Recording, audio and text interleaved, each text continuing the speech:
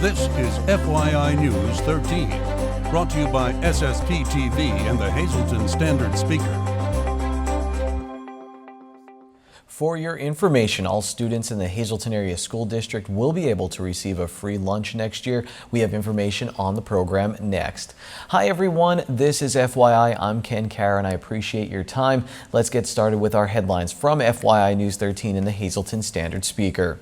And we begin with a deadly accident in Hazel Township. 2 people were killed in a crash involving a tractor trailer and an ATV. According to our media partner, the Hazleton Standard Speaker, it happened on Route 924 near the northbound ramp for Interstate 81 in Humboldt, exit 143. The accident happened just before 1:30 p.m. As a result, Route 924 was closed to all traffic. Luzerne County Deputy Coroner Jeff Stock confirmed that the 2 people killed were riding on the ATV.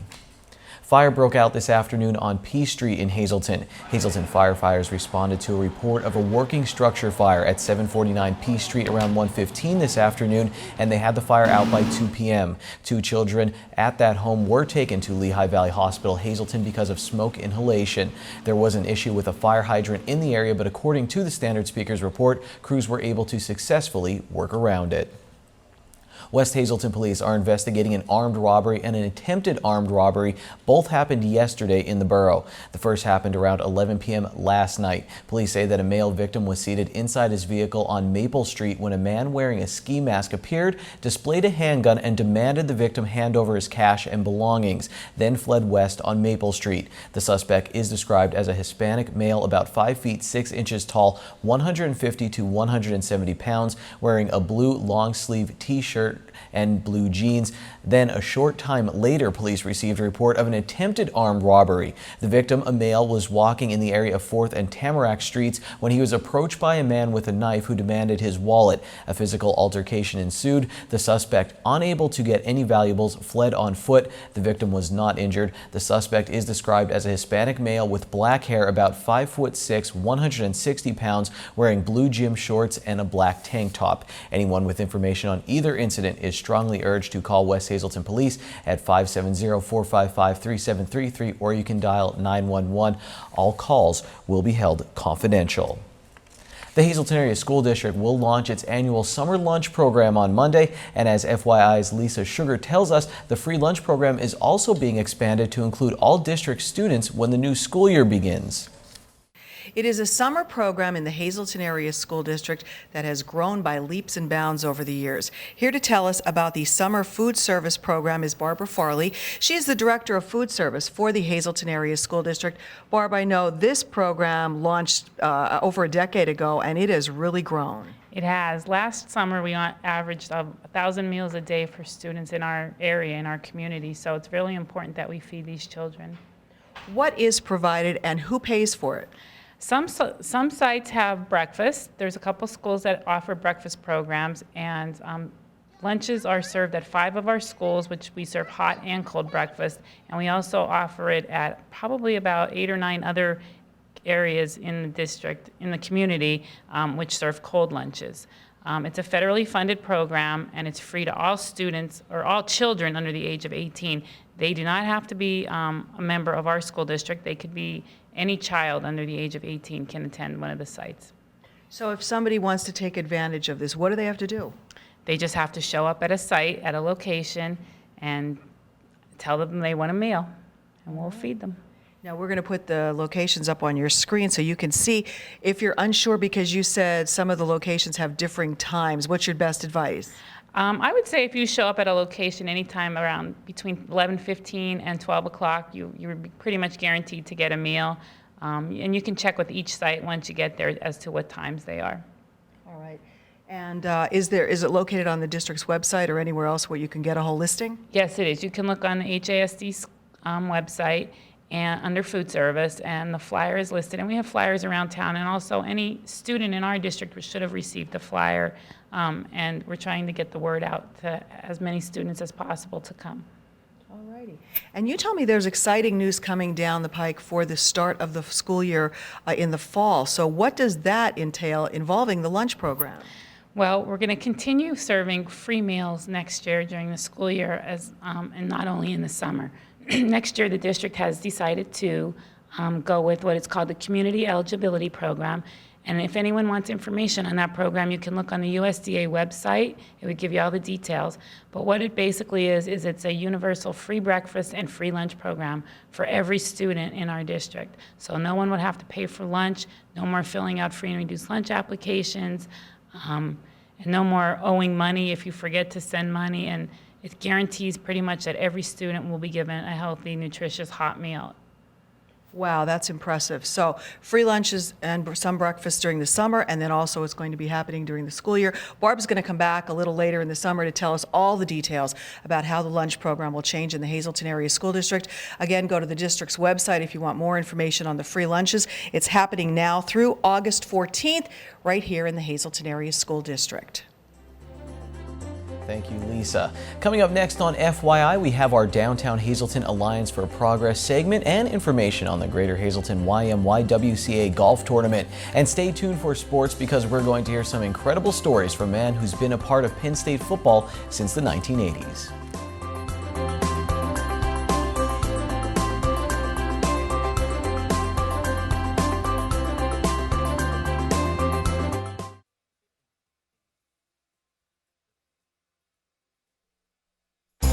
This is FYI News 13, brought to you by SSPTV and the Hazleton Standard Speaker.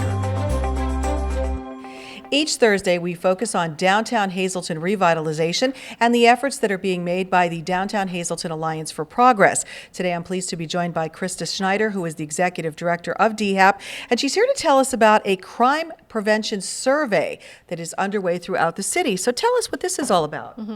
Well, first of all, it's a partnership, as most everything we do is.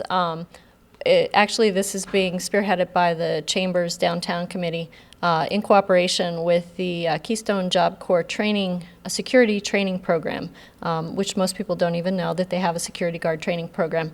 And the director there, Delita Arrow, she helped create this survey, which is called Crime Prevention Through Environmental Design. And basically, that's a set of strategies, nationally recognized a set of strategies that are based on how your physical, how your businesses are physically set up and open to the public. It looks at things such as visibility from inside and outside the building, security lighting,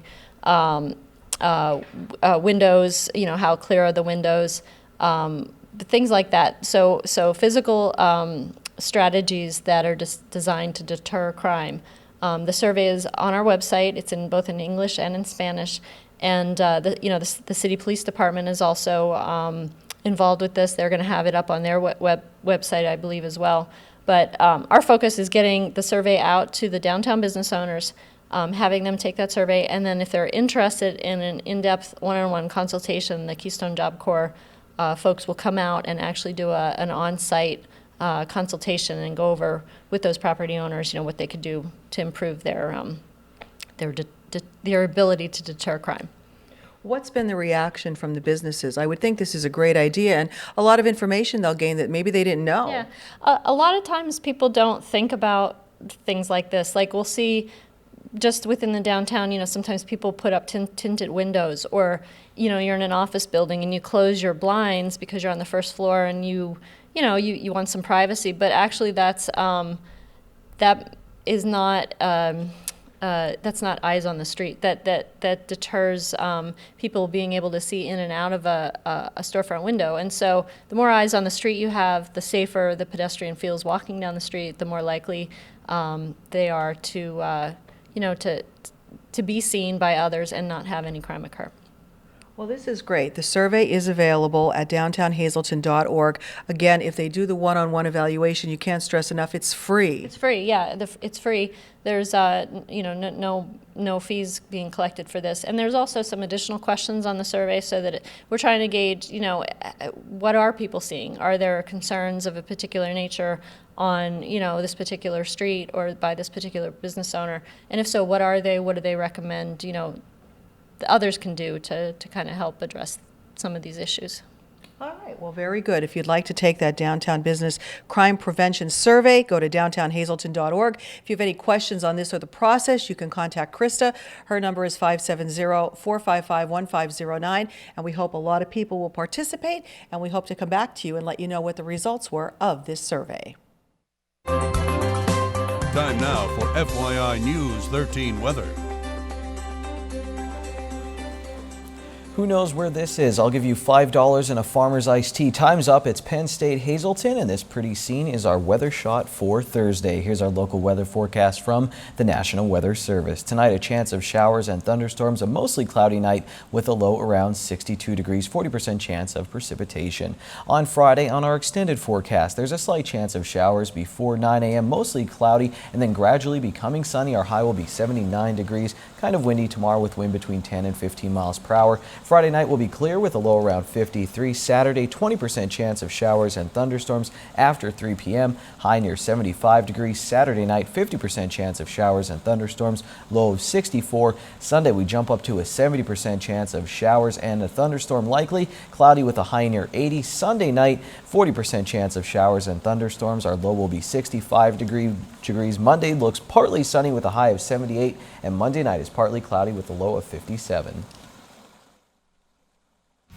Tonight's weather is brought to you by Valley High, the area's oldest ice cream and fast food restaurant. Stop on in for a cold treat including our ice cream and yogurt, or some hot food including our burgers, hot dogs, fries, and much more. That's Valley High, Route 93 in West Hazleton. Treat yourself today. Attention all golfers. The annual Partners for Youth Golf Tournament will be taking place on June 26th, all to benefit the Hazleton YMYWCA. And Robert Katansky is here to tell us all about it. He is the co-interim CEO at the Y. Robert, this is an event that's been going on for many years, so very popular in our area. That it is. That it is. Tell us about the golf tournament and why it's so important for the Y. Well, each year we do our annual Partners for Youth Golf Tournament to help support the kids that come to our Y, more or less. The money goes towards our annual support campaign, which ultimately helps the underprivileged kids attend our Y as members instead of roaming the streets. And unfortunately, the numbers are growing that more and more children are in need. Far more. In the paper, there's been a lot of changes with the district. The numbers of kids that are in the poverty level have definitely increased over the past years. This year alone, our camp program has seen 17 kids request scholarships to help just come to camp, which is very big compared to previous years where it's 1 or 2. So it's a tough year. Wow, it's tough for all agencies. And this golf tournament, a lot of people, we need to come out and support it so they can raise a lot of money to help the kids go to the Y. So tell us about the annual Partners for Youth Golf Tournament, all the details, when is it going to be, and who's invited? The tournament this year is June 26th with a shotgun start of 1 p.m. at Sugarloaf Golf Course. The tournament itself is open to anyone that is willing to tee for a good cause. This year's sponsorships, we got a good group of sponsors this year. From youth development sponsors, the ones that are the $1,000 sponsors, so to speak, would be Dreyfus Insurance with Lou Dreyfus III being always a great help to us. Jim Lundy, and as well as Chris Stash and Mike Bonin over at Independence Toyota, Scion and Hazleton. So the tournament itself, as I said, it includes not only the golfing tees and everything else, but it also includes dinner afterwards and a prize ceremony to the winners of the golf tournament, as well as various prizes to be given, to be drawn from. And who do they call, or how do they register, Robert? They get to call me at the Hazleton YMCA at 570-455-2046. Or they can just simply leave a message if they can't talk to me directly.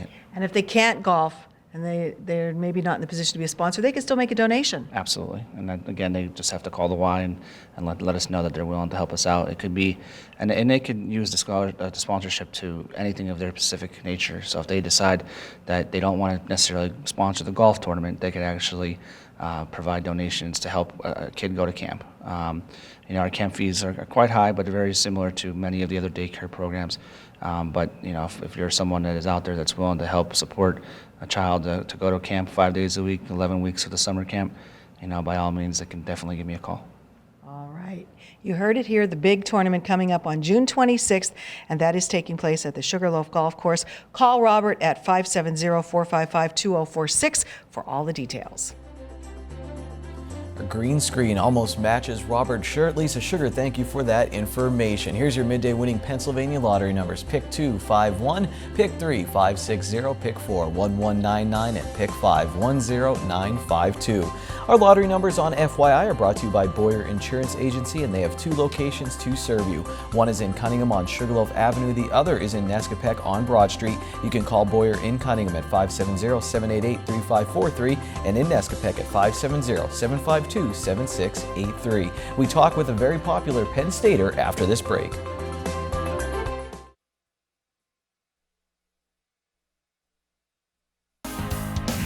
This is FYI News 13 Sports.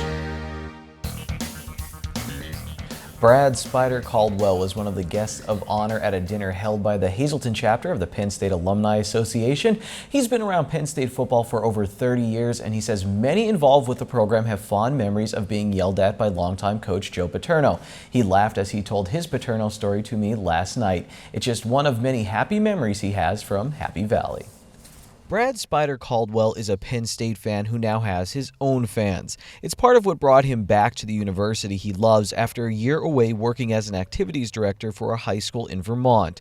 But we'll get to that story because Caldwell just has so many after being a part of the Penn State football staff for over 3 decades. He started in 1983 as a student manager, and he joined the equipment staff in 1986. Caldwell witnessed national championships and undefeated seasons, but one of his favorite memories happened during a 1989 game at Syracuse. With Penn State in field goal range just before the half, head coach Joe Paterno wanted to get a little closer to make the field goal attempt a sure thing. Caldwell says quarterback Tony Sacca threw an interception on a 5-yard hitch pass. Paterno was not happy and asked Sacca what happened. He told coach the reason he threw that ball and intercepted it, he said the football was wet. So Joe comes in the locker room, he's like, Spider, why is the footballs wet?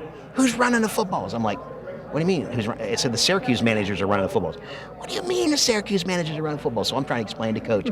When they come to Beaver Stadium, we run their footballs, and we come to their place, they run ours. So he wouldn't listen to me explain. He's screaming at me. So the whole time the team's just sitting there watching me get obliterated. So coach is mad. He leaves the room, slams the door. So total silence.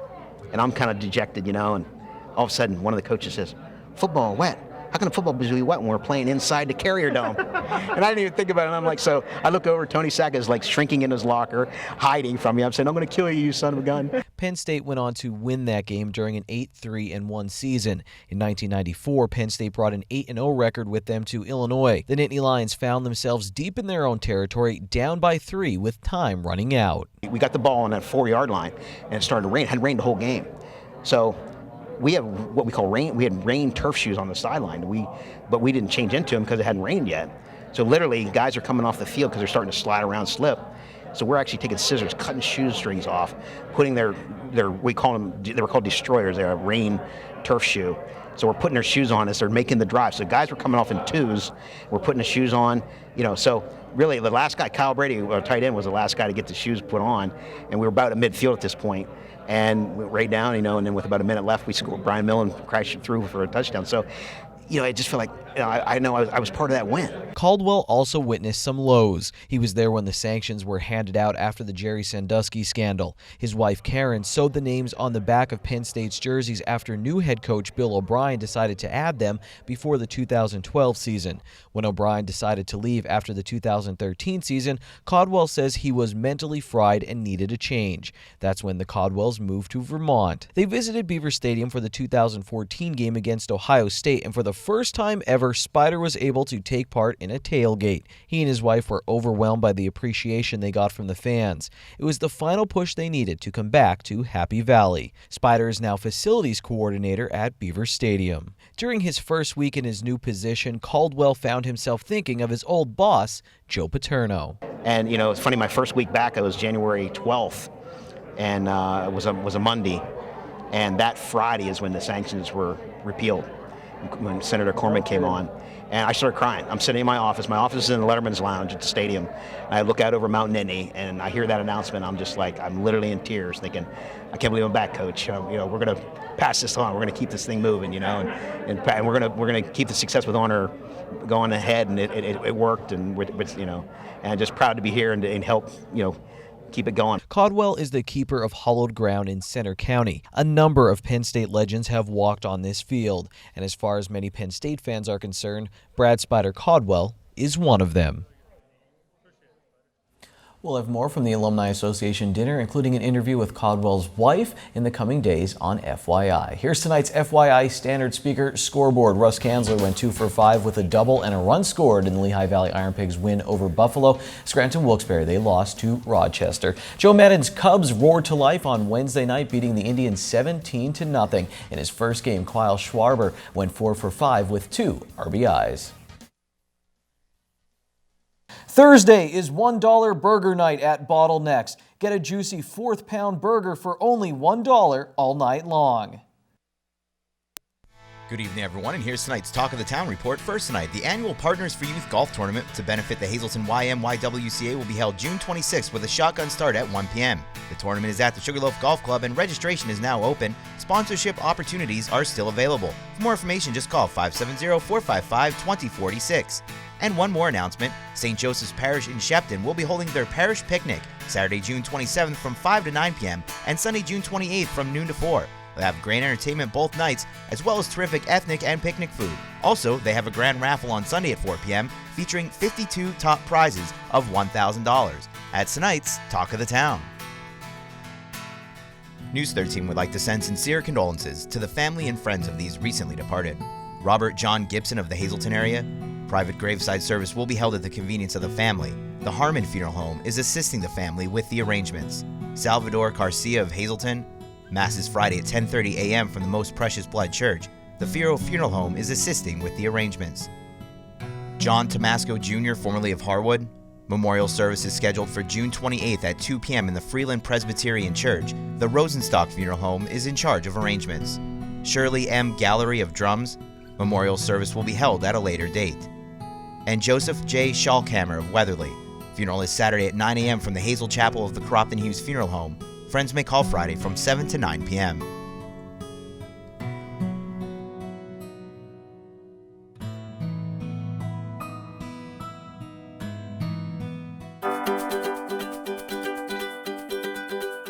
Hi, it's Mary Malone coming to you from the Greater Hazleton Chamber of Commerce. And the topic is the farmers market. That's right, sun shines out, weather's warmed up, and we're looking for vendors and entertainment for our 2015 farmers market. It will start on Friday, July 17th from 10 a.m. to 2 p.m. right across the street from the chamber office in our pocket park along the sidewalks there. And we're looking both for vendors, fresh vegetables or crafters to come out and join us, or entertainment over the lunchtime hours from July 17th to September 4th, every Friday, downtown Hazleton, the farmers market from 10 a.m. to 2 p.m. Thank you for watching FYI. On this Thursday, we'll be back on Friday with Adopt Me and so much more. We'll see you then. Take it easy, everyone.